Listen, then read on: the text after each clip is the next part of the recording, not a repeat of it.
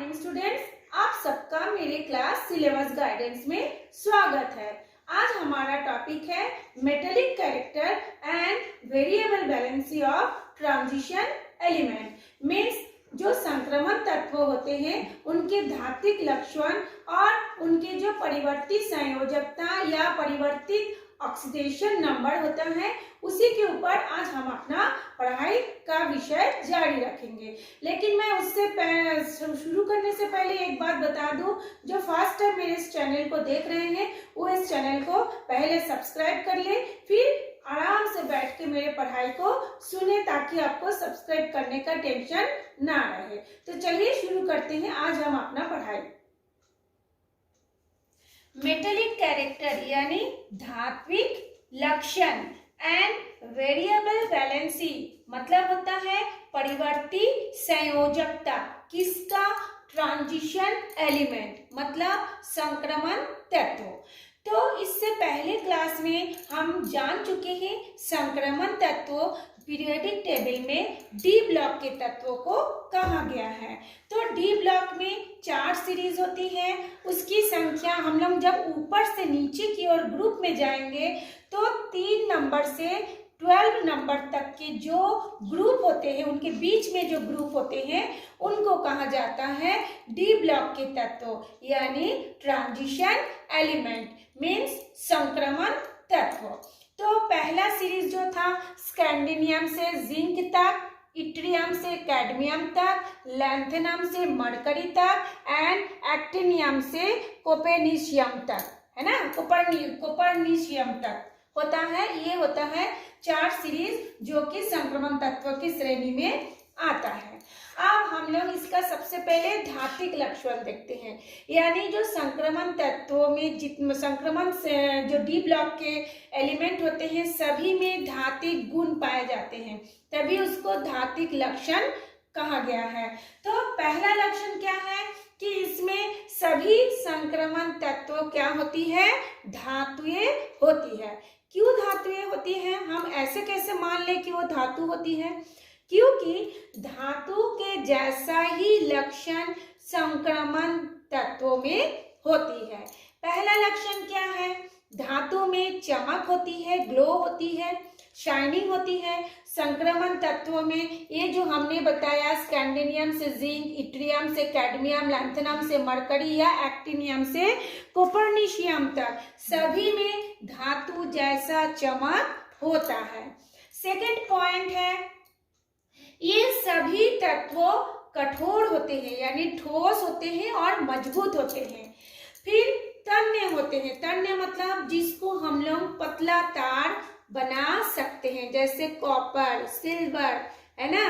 फिर आपका जस्ता हो गया, प्लैटिनम हो गया, सभी को हम लोग क्या करते हैं? पतला तार बना सकते हैं, जिसको कहा जाता है तन्य। उसके बाद होता है आघात वर्धनीय, मतलब होता है मियाबल।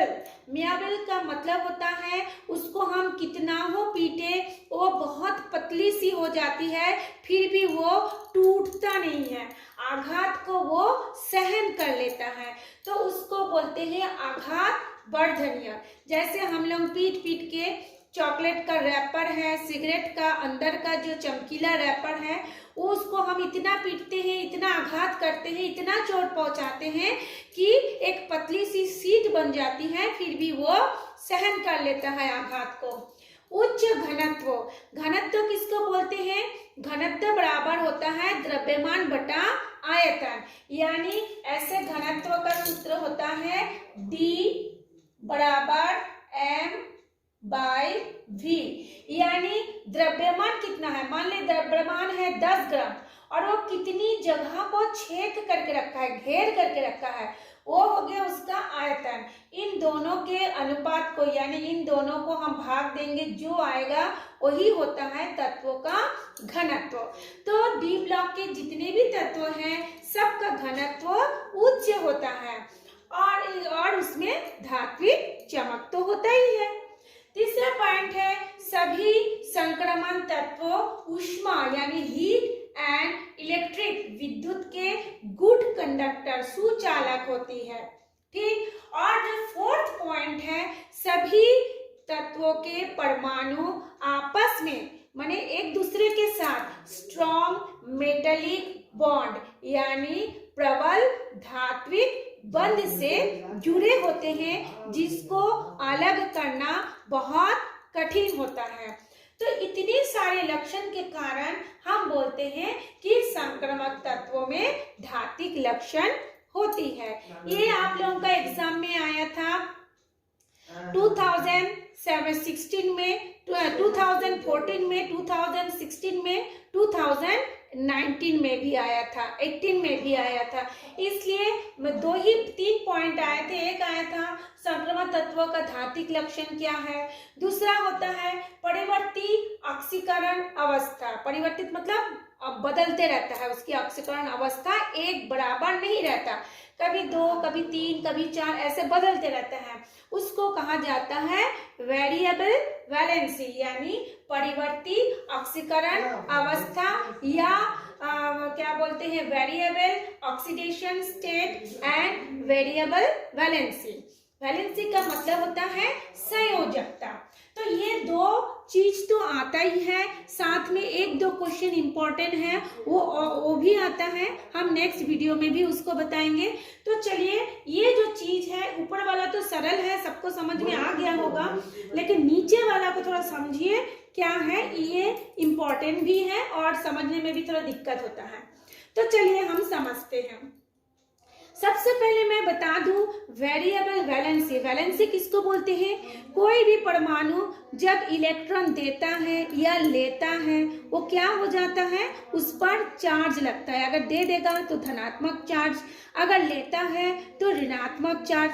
क्योंकि ये जो संक्रमण तत्व होते हैं, सभी तत्वों इलेक्ट्रॉन त्यागने की प्रवृत्ति होती है। इसमें बाह्यतम कोश में 1 या 2 इलेक्ट्रॉन होते हैं जिसे वो आसानी से त्याग देता है, इसीलिए सभी में धनात्मक आवेश होगा। तो ये जो धनात्मक आवेश होगा इलेक्ट्रॉन त्याग करने के बाद, उसी को कहा जाता है ये वैलेंसी। ठीक है, और उसकी ऑक्सीकरण अवस्था क्या है उसको भी मैंने आपको बताया है। तो चलिए हम देखते हैं कि क्यों ये वेरिएबल वैलेंसी शो करता है। सबसे पहली बात, ये जितने भी संक्रमण तत्वों के तत्व होते हैं, उनकी जब हम लोग इलेक्ट्रॉनिक कॉन्फ़िगरेशन मीन्स इलेक्ट्रॉनिक विन्यास देखते हैं तो वो ऐसे होता है n-1 d का वैल्यू जो होगा, d का जो घातांक होगा 1 से लेकर 10 तक, फिर होता है ns⁻1 to 2। इसका मतलब क्या है कि d का मतलब होता है, हम सभी जानते हैं d में 10 इलेक्ट्रॉन होते हैं और s जो ऑर्बिटल होती है उसमें 2 इलेक्ट्रॉन होते हैं। लेकिन यदि उनके पास उतने इलेक्ट्रॉन उपस्थित ना हो तब क्या होगा, तब d का मान 1 भी हो सकता है, 2 भी हो सकता है, 3 भी हो सकता है। इसीलिए ऐसे लिखा जाता है 1 से लेकर 10 तक कोई भी संख्या हो सकता है। और जो ns है उसमें भी s का मान 1 भी हो सकता है, 2 भी हो सकता है, इसलिए 1 से लेकर 2 तक होगा। तो ये है उसका इलेक्ट्रॉनिक कॉन्फ़िगरेशन।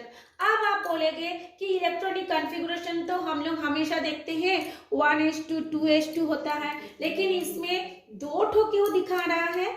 क्योंकि ये जितने भी डी ब्लॉक के तत्व होते हैं उसका 2 बाह्यतम कोश होता है। पहला कोश n-1 d⁻1 to 10 and second जो सेल होता है, जो दूसरा कोश होता है ns⁻1 to 2। ये दोनों ही कोश इलेक्ट्रॉन को देने में भागीदारी होता है, पार्टिसिपेट करते हैं। दोनों ही कोश साझा करने में या इलेक्ट्रॉन को त्याग करने में जुड़ जाते हैं या वो उसको दान कर सकता है। ठीक है, तो इन दोनों में अंतर बहुत ही कम होता है, इन दोनों में जो डिफरेंस होती है बहुत कम होते हैं। तो जब इन दोनों में डिफरेंस बहुत कम होगा तब क्या होगा, चलिए हम उसको देखने से पहले एक जो स्कैंडिनियम से लेकर जिंक तक उनके बीच में एक एलिमेंट आता है टाइटेनियम, जिसका एटॉमिक नंबर होता है 22। तो उसका यदि हम इलेक्ट्रॉनिक कॉन्फ़िगरेशन देखें तो कैसे हम लिखेंगे 1s2, 2s2, 2p6, 3s2, 3p6, 4s2, 3d10। देखिए यहाँ पे है 4s2, यहाँ पे है 3d10, तो 4 के बाद तो 5 आना चाहिए था, आ क्या गया 3। इसका मतलब क्या है, यही वाला चीज है कि n-1 यानी उसका बाह्यतम नंबर कितना तक गया 4 तक, लेकिन 4 तक तो गया है, लेकिन d में कितना नंबर तक आया है, तो d में आया है 4 में से 1 को घटाइए कितना होगा 3, तो d में जाएगा वो 3d तक, लेकिन s में जाएगा 4s तक। जैसे सबसे पहले 1s था, फिर 2s था, इसी तरह से 3s था, फिर ये 4s तक गया। फिर यहाँ पे देखिए d एक भी नहीं है, इसका स्टार्टिंग शुरू हुआ है 3d से, ठीक है। तो इसका मतलब यही होगा n-1d, यानी d का मान इस पर निर्भर करेगा, इस n पर, n मतलब ये जो 4s है उस पर निर्भर करेगा। तो अगर 4s के जगह में 5s होता तो 5 में से 1 को घटाते, फिर इसमें 3d की जगह में 4d आता। ये हो गया। अब क्या होता है, क्योंकि ये दोनों ही बाह्यतम कोश भाग लेता है इलेक्ट्रॉन को त्याग करने में, और इन दोनों में बहुत कम अंतर होता है, जिसके कारण क्या होता है कि d व s दोनों कक्षकों के इलेक्ट्रॉन संयोजी इलेक्ट्रॉन की जैसा काम करता है, तथा ये एक से अधिक ऑक्सीकरण अवस्थाएं भी प्रदर्शित करता है। इसका मतलब क्या है, एक जैसा काम करने का मतलब क्या है, ये भी जैसा काम करेगा ns, ये भी वैसे ही काम करेगा। ये यदि इलेक्ट्रॉन त्याग करने में भाग लेता है तो ये भी इलेक्ट्रॉन त्याग करने में भाग लेता है, यानी दोनों में बहुत ही कम अंतर होता है। इसी कम अंतर के कारण इसकी जो संयोजकता होती है अलग अलग होता है, बदलते रहता है, परिवर्तित होते रहता है। तो जो परिवर्तित ऑक्सीकरण अवस्था व परिवर्तित संयोजकता को दर्शाता है, ठीक है। 3d में अनपेयर्ड इलेक्ट्रॉनों की नंबर, अनपेयर्ड मतलब अयुग्मित, हम लोग जानते हैं d में 5 सब होता है ना, उपकोष होता है, तो हर एक उपकोष में कितना इलेक्ट्रॉन रहता है, 1 2 3 4 5 होता है, फिर ये डबल डबल होता है 6 7 8 9 और ये 10। लेकिन 3d मतलब कौन सा होगा, स्कैंडिनियम से लेकर जिंक तक। 3d में अयुग्मित, अनपेयर्ड मतलब अयुग्मित इलेक्ट्रॉनों का नंबर जैसे जैसे बढ़ता है, मान लीजिए किसी में 1 है, किसी में 2 अनपेयर्ड इलेक्ट्रॉन है, किसी में 3 अनपेयर्ड इलेक्ट्रॉन है, मतलब अयुग्मित। जब 2 रहेगा वो युग्मित होगा, जब 1 रहेगा तब वो अयुग्मित होगा, है ना। तो उस 3d में अनपेयर्ड इलेक्ट्रॉनों का नंबर यानी अयुग्मित इलेक्ट्रॉनों की संख्या जैसे जैसे बढ़ता है, ऑक्सीकरण अवस्था भी बढ़ता है ना, उसकी ऑक्सीकरण अवस्था भी क्या होता है, बढ़ता है। सबसे ज्यादा किसका होता है, ये मैंगनीज होता है, एक मैंगनीज तत्व होता है Mn से जिसको दर्शाते हैं। सबसे अधिक ऑक्सीकरण अवस्था होता है +7, वो +7 ऑक्सीकरण अवस्था प्रदर्शित करता है। जिंक जिंक यदि हम लोग माने जो स्कैंडिनियम से लेकर जिंक तक, जिंक की यदि हम लोग देखते हैं उसकी परिवर्तित ऑक्सीकरण अवस्था प्रदर्शित नहीं करता। क्यों नहीं करता है, क्योंकि इनका n-1 d का 10 पूरे भरे होते हैं। जब d पूरी तरह से 10 के 10 इलेक्ट्रॉन भरा रहेगा तब उसमें परिवर्तित संयोजकता प्रदर्शित नहीं करेगा। परिवर्तित संयोजकता प्रदर्शित तभी करेगा जब उसमें अयुग्मित इलेक्ट्रॉन रहेगा, अयुग्मित d इलेक्ट्रॉन रहेगा, है ना, अयुग्मित d ब्लॉक के अयुग्मित इलेक्ट्रॉन रहेगा, तभी केवल वो परिवर्तित संयोजकता प्रदर्शित करेगा, ठीक है। इसी तरह से हमने कुछ एग्जाम्पल लिखा है, देखिए जैसे ये स्कैंडिनियम है, स्कैंडिनियम का इलेक्ट्रॉनिक नंबर होता है, एटॉमिक नंबर होता है 21। तो 21 में वो कितने, यदि हम इसका इलेक्ट्रॉनिक कॉन्फ़िगरेशन देखें तो ये जो होगा वो 1 इलेक्ट्रॉन को त्याग करेगा, लेकिन ये भी है तो दोनों ही इलेक्ट्रॉन त्याग करने में भागीदारी लेता है। क्यों? क्योंकि दोनों में बहुत ज्यादा अंतर है नहीं। तो ये अगर एक देगा तो ये कितना दे देता है? 3 को इलेक्ट्रॉन को दान कर देता है। तो दोनों मिलाकर के यहाँ पे क्या बन गया? स्कैंडिनियम का +1 भी कभी कभी दर्शाता है, कभी कभी +3 भी दर्शाता है। अब सवाल होता है कि हम जानेंगे कैसे कि कब वो +1 होगा और कब वो +3 होगा? वो हम तब जानेंगे जब ये स्कैंडिनियम किसी और को इलेक्ट्रॉन त्याग करेगा, है ना, तभी तो वो धनात्मक बनेगा। अब कितना त्याग करेगा? जितना वो दूसरा परमाणु इलेक्ट्रॉन को लेगा। यदि दूसरा परमाणु जिसको वो इलेक्ट्रॉन त्याग कर रहा है, यदि वो एक इलेक्ट्रॉन को लेता है, तब उसकी ऑक्सीकरण अवस्था या क्या बोलते हैं, वेरिएबल वैलेंसी संयोजकता क्या होगा? +1। यदि कभी कभी देखा गया है कुछ परमाणु 3 इलेक्ट्रॉन को ले लेता है, तब उसकी ऑक्सीकरण अवस्था क्या हो जाएगा? +3 हो जाएगा। एक ही साथ में दोनों नहीं होना है, ठीक है ना। इसलिए ये एक परमाणु जिसको चाहिए वो एक को देगा तो +1, 3 इलेक्ट्रॉन एक परमाणु नहीं, एक इलेक्ट्रॉन जिसको चाहिए वो एक इलेक्ट्रॉन देके +1 ऑक्सीकरण अवस्था या +1 संयोजकता वेरिएबल वैलेंसी को शो करेगा। अगर किसी को 3 इलेक्ट्रॉन की जरूरत है तो स्कैंडिनियम अपनी बाह्यतम कोश में से 3 इलेक्ट्रॉन को त्याग कर देगा, तब उसकी वेरिएबल वैलेंसी +3 हो जाएगी। इसी तरह से यदि हम ये टाइटेनियम का देखिए हमने टाइटेनियम के एक तो लिखे हैं, टाइटेनियम का हमने इलेक्ट्रॉनिक विन्यास लिखे हैं। तो इसमें देखिए टाइटेनियम में क्या होता है? +2, +3, +4। देखिए इसके बाह्यतम कोश में डी में कितना इलेक्ट्रॉन है? 2।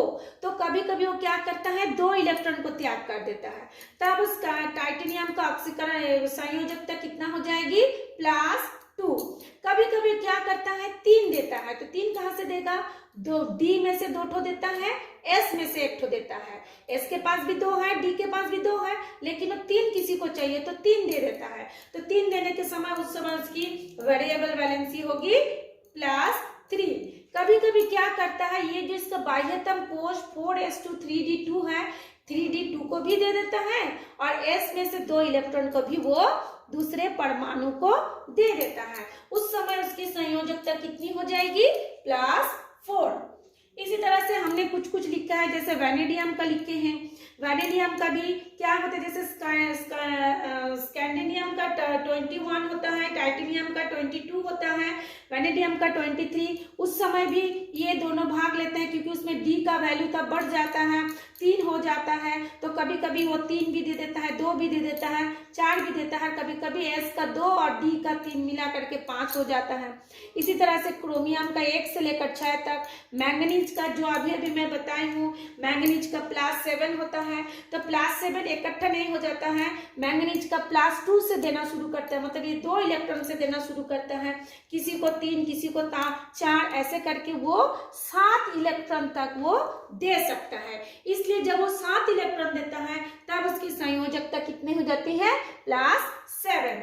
उसी तरह से जो आयरन है उसका भी +2, +3, कॉपर है +1, +2। जिंक में क्या होता है? जिंक में ऑक्सीकरण अवस्था +2 होता है, यानी जिंक जब किसी परमाणु को इलेक्ट्रॉन देता है तो वो सिर्फ 2 इलेक्ट्रॉन ऑक्सीकरण अवस्था उसका शो करता है। मतलब वो कब शो करेगा? जब वो किसी और परमाणु के साथ यौगिक बनाता है।